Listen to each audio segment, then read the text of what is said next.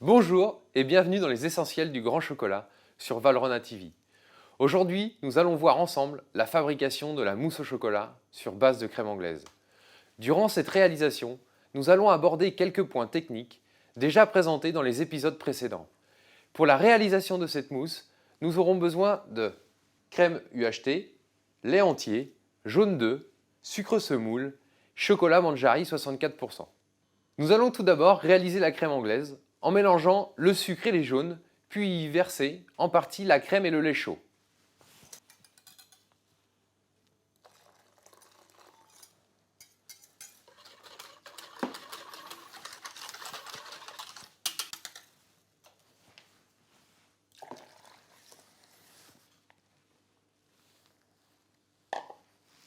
Cuire l'ensemble à 84 degrés Celsius.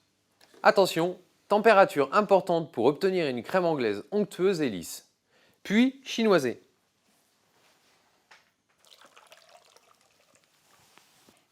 Nous allons maintenant réaliser l'émulsion du chocolat fondu avec la crème anglaise chaude, tout en restant au-dessus des 35 degrés Celsius, température de travail idéale pour l'émulsion, afin d'obtenir un noyau élastique et brillant, signe d'une émulsion démarrée.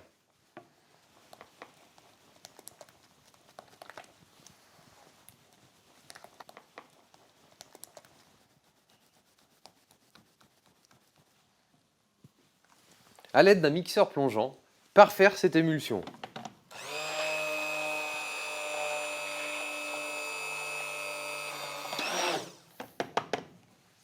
Réalisons maintenant la crème montée mousseuse, à base de crème 35% de matière grasse.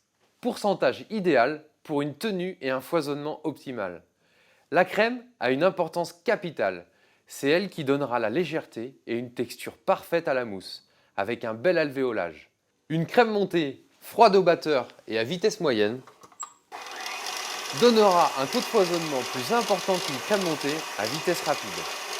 Notez qu'il est important d'incorporer une crème très mousseuse avec le maximum de volume d'air dans une mousse au chocolat. Nous parlons donc d'un schéma de foisonnement pyramidal, avec une texture idéale de la crème quand elle se situe en haut de cette pyramide. Si le foisonnement est prolongé, la texture de la crème se densifie et perd de son volume. Ce résultat n'étant pas recommandé pour le mélange d'une mousse. Regardez une texture idéale.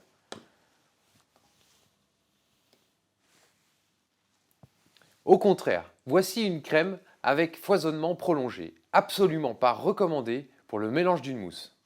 Vous comprendrez que la différence de texture sur la crème aura une incidence sur le rendement de vos mousses et montages. Tempérez le mélange chocolat et crème anglaise à 45-48 degrés Celsius. Pour un chocolat lacté, il sera préférable de tempérer à 38-40 degrés Celsius et 35-38 degrés Celsius pour un chocolat blanc ou blond dulcé. Incorporez une partie de la crème, puis délicatement, on finira par ajouter le reste de la crème. Toujours avec un mélange délicat.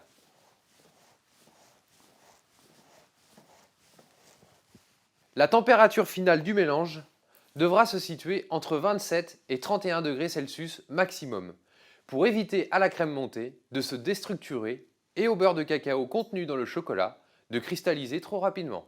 Utilisez cette mousse dans des montages d'entremets ou des verrines comme celle-ci. À l'aide d'un entonnoir à piston,